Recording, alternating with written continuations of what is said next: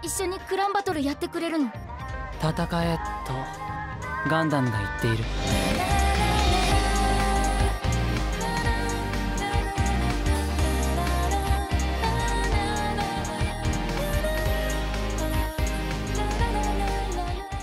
Bonjour à tous, j'ai une bonne et une mauvaise nouvelle. La bonne nouvelle, c'est que vous pourrez me retrouver le samedi 12 juillet à 20h45 sur un live spécial J-Cux organisé par Dakara et le Gundamologue, un truc de ouf. Et il y aura donc pas mal d'invités de marque sur le Gundam français. Il y aura Lego Shikani, Monsieur Mangas, Pegasus le vrai, le Rosalius, avec un peu de chance, Evon le PGM. Normalement, il dit oui, il dit non, il dit oui, il dit non, mais normalement, il sera là. Et votre judge ici présent. Voilà. Et bah, tout ce beau petit monde sera réuni sur ce live spécial où on parlera de la série J-Cux.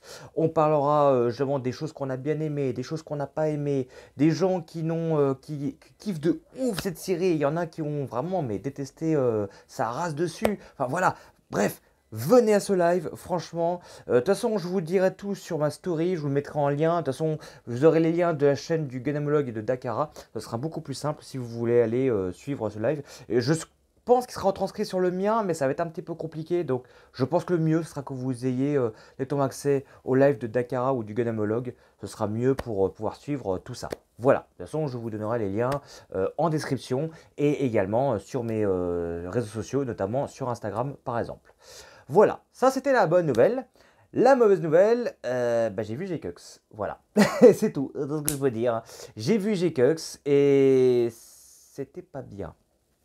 Pour vous dire, contrairement à beaucoup de gens, j'ai vu J-Cux Beginning au cinéma, donc j'ai pu voir 4 épisodes sur 12 de la série, et quand je suis sorti de la salle, la première réaction que j'ai eue c'était « Mais je suis hypé de fou furieux, je veux voir cette série, bordel de merde !» Pour vous dire, allez voir mon avis que j'ai dit sur J-Cux Beginning, c'est dans les fiches, hein, voilà, donc vous pourrez savoir un peu quelle était mon impression à chaud sur ces 4 épisodes, et pour vous dire, j'étais vraiment hypé, je n'ai pas fait exprès de dire que du positif, vraiment j'avais aimé, même si j'avais une petite réticence parce que ça parlait de l'Universal Century. Et l'Universal Century, c'est pas ma tasse de thé. Voilà, je suis désolé, c'est peut-être ça qui a peut-être flingué un petit peu mon jugement sur cette série. Voilà, désolé de vous le dire, mais c'est comme ça. Pour vous faire le synopsis de cette série, nous sommes sur un what if, c'est-à-dire qu'elle reprend un événement connu de l'univers Gundam, mais elle le modifie autrement pour en faire quelque chose d'autre par la suite. Par exemple, elle reprend le fameux événement où Char, avec une escouade de Zaku, attaque une colonie de la Fédération qui abrite des prototypes de Mobile Suit, notamment un Gundam pas très connu, genre le RX-78. Et comme vous savez bien, dans l'histoire connue, le RX-78, au moment où Char attaque, Armuro prend le contrôle du RX-78 contre Char, et vous connaissez la suite de l'histoire. Voilà. Sauf que dans ce cas précis, dans J-Cux, Char attaque cette colonie, mais sauf que Armuro ne s'est pas pointé. Et donc, Char prend le contrôle de ce AX-78, et je vous laisse un peu deviner ce qui s'est passé par la suite. Et la guerre est finie, voilà, Zéon a gagné, Char a vraiment, au contrôle de la Gundam, et comme vous savez que c'est un new type de fou furieux, forcément, il a tout déglingué sur son passage, et donc, grâce à son aide, Zéon a gagné la guerre. Et voilà, et domine. Ensuite, on se projette pratiquement une vingtaine d'années plus tard, je dirais un truc comme ça, ouais, où on est donc dans un futur alternatif, où Zéon, du coup, domine, la fédération n'existe plus du tout.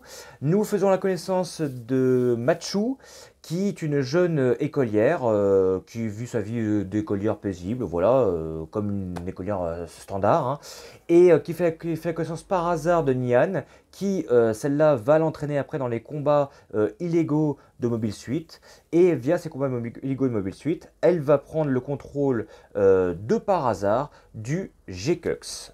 Et s'ensuit là, à ce moment-là, une nouvelle aventure pour Machu, le J-Cux, Nyan, et ainsi qu'un garçon mystérieux du nom de Shuji, qui, tous les trois, ils vont donc partir pour de nouvelles aventures. Autant vous dire direct les points positifs, plutôt que vous dire les points négatifs, parce qu'il y en a pas mal, que je dirai par la suite. Les points positifs, j'en ai plutôt 3. Premièrement, c'est plutôt le design des mechas que j'ai beaucoup aimé, qui était moitié Evangelion, moitié Gundam. Même si Evangelion, c'est pas ma tasse de thé, mais je veux dire que les designs des mechas, je les ai plutôt assez bien appréciés. Je trouve qu'ils sont assez cool. Le J-Cux que j'ai ici présent est plutôt assez beau. Regardez-moi ça, cette beauté. beauté, ce design, non, il est magnifique comme tout.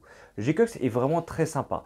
Même certains designs que j'aime bien, les nouveaux à-coups sont pas mal, les gun canons, notamment celui qu'on voit au tout début avec, un canon sur chaque épaule, avec l'animation qui rentre dans l'épisode, il est vraiment mais so badass. Enfin voilà, beaucoup de designs que j'aime bien. Il y a quelques designs en revanche que j'aime moyen, notamment le Rigdom par exemple. Le Gelgoog, au début j'aimais pas du tout, mais on m'avait dit en live que oui, mais attends, parce qu'en fait c'est la fusion de Zeon et de la Fédération. Et c'est vrai qu'après avoir regardé attentivement, c'est vrai que ceux qui me l'ont dit en live avaient raison. Donc autant pour moi, effectivement le Gelgoog est pas si mal aussi. Par contre le Rigdom en revanche avec son troisième gros pied à l'arrière, ouais, non, pas trop. Voilà. Donc design plutôt assez bien apprécié d'une manière générale. Ça va, voilà. Deuxième chose que j'ai plutôt assez bien apprécié, c'est l'animation. L'animation, je dois dire qu'elle est plutôt assez cool. Je veux dire qu'on est dans des normes d'animation assez correctes, voilà. C'est pas non plus une animation de fou furieux, mais je dirais que ça fait le taf, je trouve. Il y a juste un seul truc en revanche que je n'aime pas du tout, c'est l'animation quand c'est des combats. Yamandé, ça devient complètement illisible. Au bout d'un moment, le combat, je n'arrive pas à le suivre, vraiment. Pourtant, il y a des combats de fou furieux que j'ai vus dans d'autres animés Gundam, notamment les Bullfighter ou Iron Man Orphan ou dans Watch from Mercury, mais qui étaient facilement lisibles à suivre. Là, mon cerveau, il a complètement explosé à bout d'un moment. Je n'arrivais pas du tout à suivre. Voilà, c'est peut-être le seul bémol que je vais reprocher au niveau de l'animation, mais tout le reste, sinon, c'est plutôt bon. Voilà. Et le troisième point positif pour moi, c'est la musique. Je trouve qu'elle instaure une ambiance, comme j'avais dit dans ma critique de G-Cux Begging, qui n'est ni joie ni tristesse.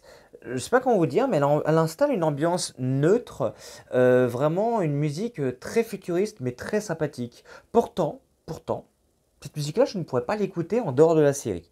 Sauf une seule musique que j'aime plutôt bien, et que je n'arrête pas de l'écouter assez souvent sur pas mal de mes publications, et je la mets même dans mes publications concernant G-Cux, c'est celle-ci.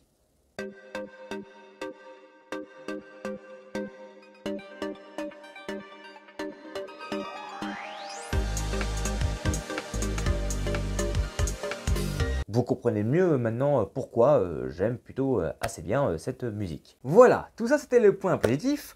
Maintenant passons au négatif. On va revenir sur l'aspect what if de la série. Un what if si tu vas à fond dans ton délire, c'est-à-dire dans le sens où tu prends un super-héros gentil, badass, vraiment le gars vraiment il adore les enfants, tout ça, enfin dans le sens vraiment où il leur ferait jamais aucun mal, voilà. Et bah si tu fais maintenant le total inverse, que tu en fais vraiment le pur méchant ever qui veut dominer le monde, qui veut tuer vraiment tout le monde, qui a pas d'état d'âme, bah là tu vas à fond dans ton délire, ça c'est cool. C'est justement, c'est ça le what if, c'est de faire en sorte quelque chose auquel on n'aurait jamais vu en principe. Mais là, dans G-Cux, le problème, c'est que l'aspect what if, on ne le ressent pas du tout, en fait, le problème. C'est que, comme je vous l'ai dit au tout début, dans le synopsis, c'est le fait que Zeon a gagné la guerre. La Fédération n'existe plus. Sauf que quand tu regardes la série G-Cux, tu n'as pas une impression que Zeon a gagné la guerre, et encore pire, le fait que tu n'as pas l'impression que Zeon domine. Bordel de merde, Zeon, il domine l'espace, les colonies et la Terre, et quand ils ont un problème ou ils ont perdu un prototype de Gundam, les mecs sont en mode « Mais on va faire comment? On est perdu. Qu'est-ce qu'il faut faire ?» Demandons au New Type là, sur la passerelle qui connaît un peu, voilà, on va peut-être lui demander des petites infos comme ça pour savoir où est-ce qu'on peut se trouver le fameux G-Cux, voilà. Je me fais halluciner, j'ai pété un plomb dans le début de cette série. Je me dis, mais bon sang, mais Zeon, mais envoyez l'armée, envoyez vraiment des escouades de fous furieux à toutes les colonies, ou là où vous pensez que vous l'avez perdu, ratissez les maisons, enfin je sais pas, montrez vraiment que vous êtes vraiment des méchants.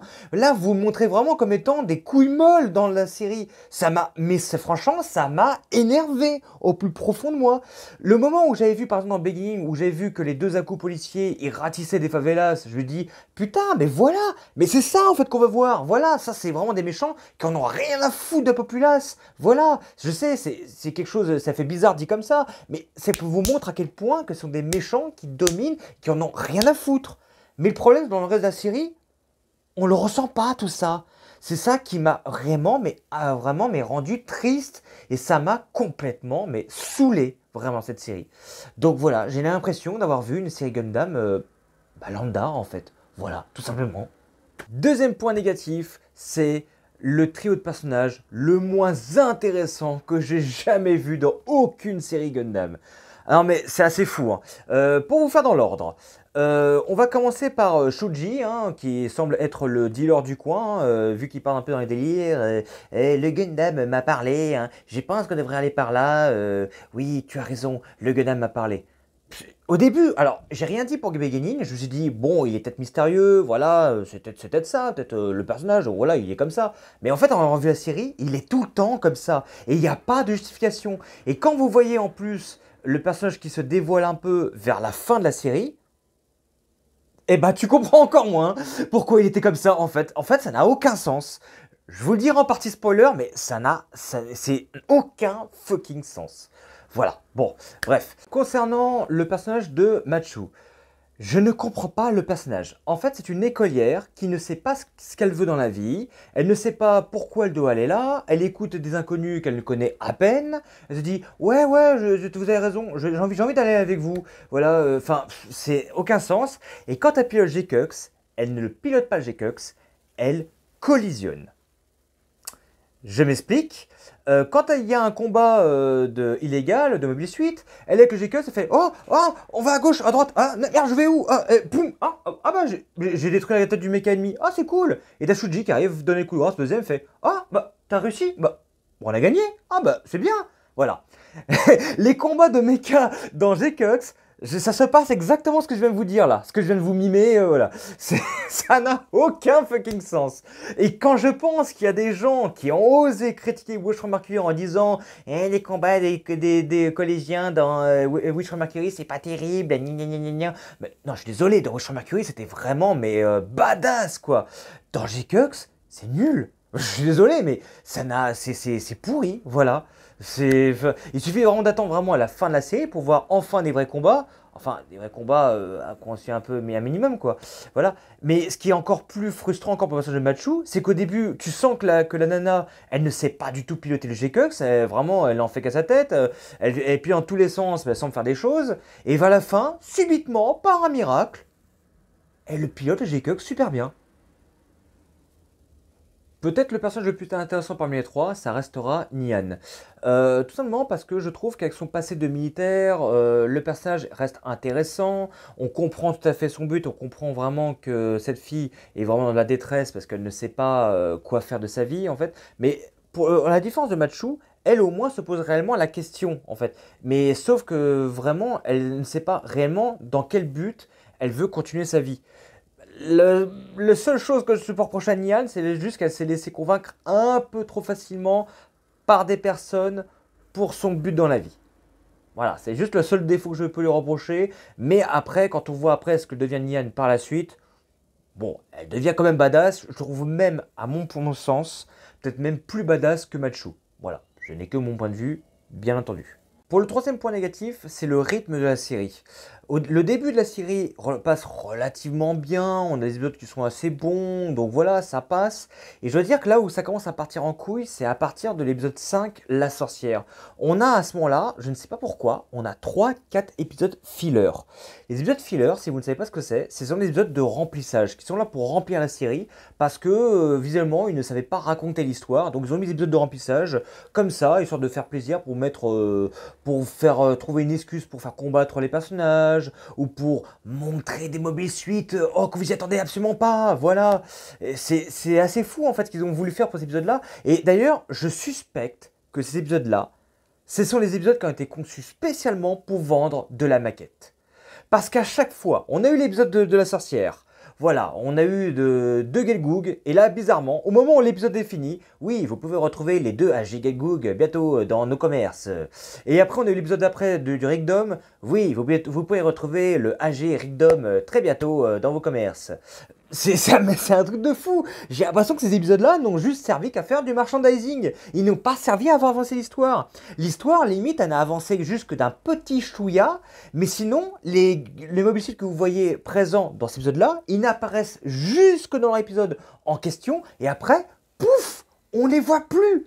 C'était juste que pour un épisode qu'ils apparaissent. Et après, on n'en a plus rien à foutre. C'est un truc de fou.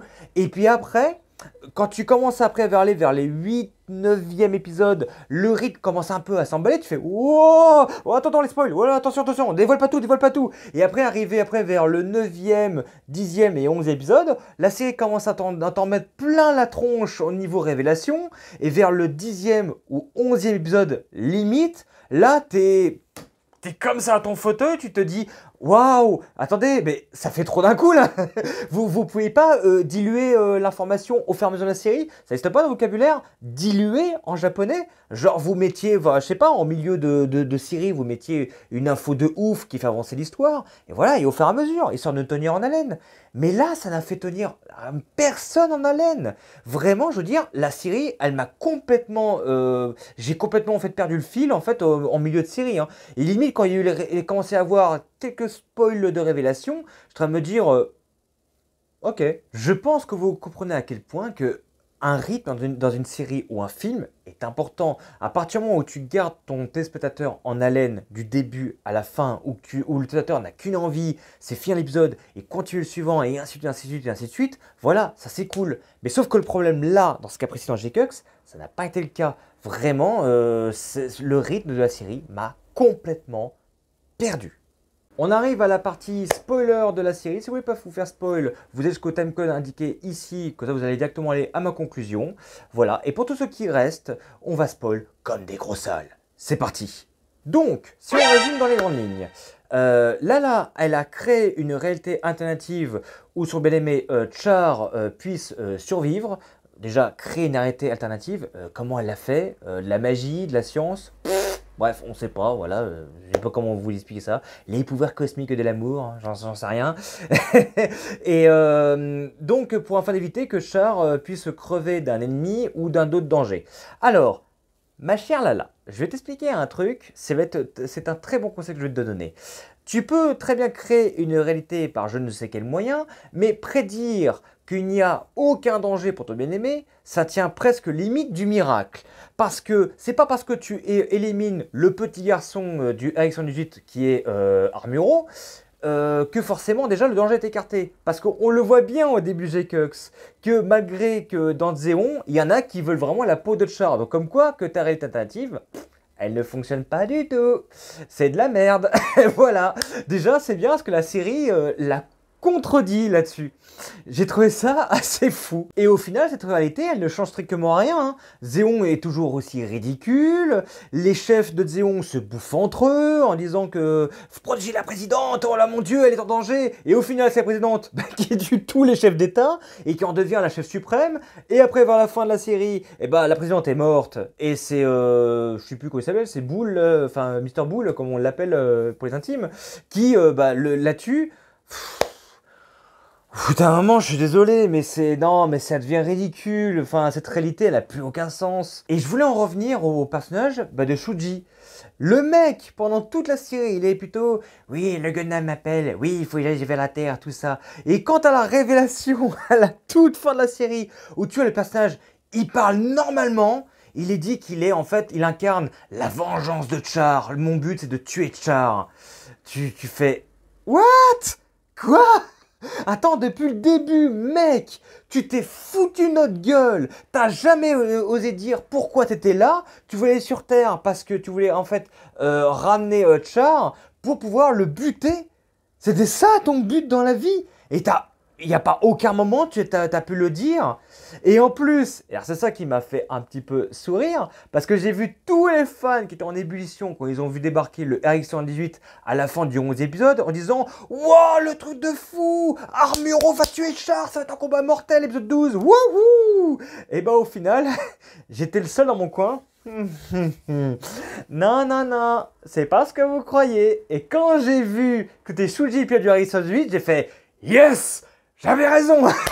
Ah non, mais ça m'a fait chier pour vous. Mais en fait, je m'en doutais que c'était Shuji qui allait être le pilote du RX-118. C'était sûr que si vous aviez suivi toute l'histoire tout le long et surtout le 11e épisode, c'était sûr que c'était Shuji qui allait piloter le RX pour détruire Char en fait. C'était assez évident. Alors par contre, il y a beaucoup de gens qui me l'ont dit également dans le live il n'y a pas très longtemps, le coup du RX-118 de Shuji qui grandit d'un coup. Parlons maintenant de la fin de la série. Shuji disparaît dans un néant cosmique plein d'étoiles et de poussière. Hein, voilà, je ne sais pas comment ni pourquoi, mais bon, passons. Machu et Nian vivent leur vie comme deux copines. Maintenant, à la fin, dans je ne sais quel but elles ont, on ne sait pas en fait. Voilà, elles vivent leur vie, hein, point, hein, comme deux filles. Et Char vit sa retraite paisible sur Terre. Mr. Bull, lui, il dirige un peu des New Type pour refaire le monde, la politique. Voilà, c'est tout. Zeon domine toujours. La fédération n'existe toujours plus. Hein, voilà, hein, ça c'est clair et acté. Hein, voilà, donc ça veut dire que, en clair, dans cette réalité, tout le monde est beau, tout le monde est content. Les méchants dominent toujours. Mais à part ça, tout va bien, voilà, il n'y a pas de problème, c'est incroyable. Après, je sais, j'avais dit très tôt comme quoi que le côté what if, ils n'y allaient pas à fond les ballons. Là, c'est vrai qu'on pourrait presque me faire le reproche que je sais jamais ce que je veux. Mais sauf qu'en fait, la différence, c'est que là, c'est même pas que le fait qu'ils soient allés à fond les ballons dans ce what if, c'est peut-être le fait que ça laisse un goût d'inachevé à la série. En fait, t'as l'impression que il manque une saison 2 en fait à la série. En fait, tu te dis, mais tu peux pas finir la série comme ça. C'est pas possible. Il manque quelque chose. Il va y avoir une renaissance de la fédération. Char, finalement, qui est à la retraite, va repartir à la guerre. Finalement, les New Type, le fait qu'il dirige la politique, c'était pas une bonne idée. Enfin, voilà, Nian et ainsi que Machu vont former une équipe de feu de Dieu. Ils vont renverser Zeon et ils vont aider la fédération. Enfin, voilà, vous voyez un petit peu les idées qui se chevauchent. Tu te dis, ça ne manque pas de faire une suite et une saison 2 pour vraiment dire, voilà, on a fini la série. Mais là, finir comme ça, c'est non. Non, non, non, non, non. Non, désolé. Pour moi, la série n'est pas terminée, elle n'est pas aboutie. C'est malheureux. Pour conclure cette série, est-ce que je vous la recommande chaudement? La réponse est non. Après, il est peut-être possible que mon avis soit peut-être biaisé par le fait parce que je ne suis pas un gros fan de l'Universal Century. C'est peut-être possible. Je sais que j'ai vu sur internet des gens qui ont dit « Ouah, telle scène, tel épisode, il y avait une telle ref sur cette série, ouah, j'adore, c'est totalement fou, G-Cux ». Le truc, c'est que je vais vraiment vous dire une chose, c'est que tu peux mettre pas mal de refs cachés dans G-Cux, ça ne rend pas la série meilleure. Tu mets cette série devant quelqu'un qui n'a jamais vu une série Gundam de sa vie ou quelque chose de l'Universal Century comme moi, ça ne parlera à personne.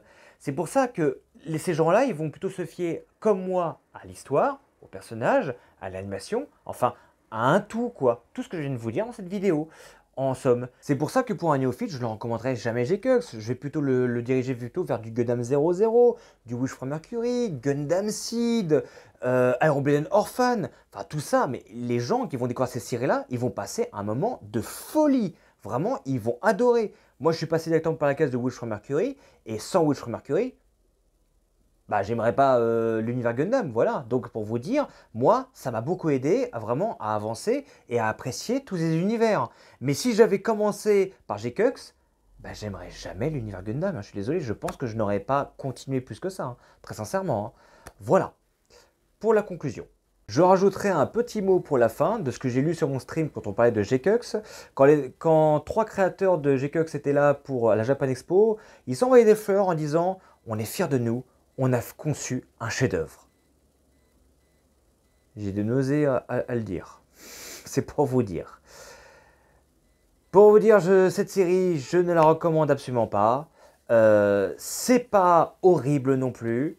C'est pas la pire série Gundam ever. Mais il y avait tellement mieux à faire. Tellement mieux à faire. Et le problème, c'est que vous aviez un tel potentiel dans les mains et vous avez tout gâché. Dommage. Merci encore à vous tous et toutes d'avoir suivi ma critique, hein, même si désolé si elle ne fut pas très positive, hein, mais bon c'est comme ça. Hein. N'hésitez pas à vous abonner à ma chaîne YouTube pour suivre d'autres vidéos sur du Gundam ou bien d'autres choses qu'on en parlera sur cette chaîne. Voilà, du jeu vidéo entre autres. Je stream également sur Twitch avec le lien indiqué dans la description au moins 2 à 4 fois par semaine à partir de 21 h. Voire ça peut être différemment. Hein. N'hésitez pas d'ailleurs à suivre mes plannings de live qui sont surtout sur Twitter et sur Instagram. Et on se dit à plus pour de nouvelles aventures. Salut tout le monde!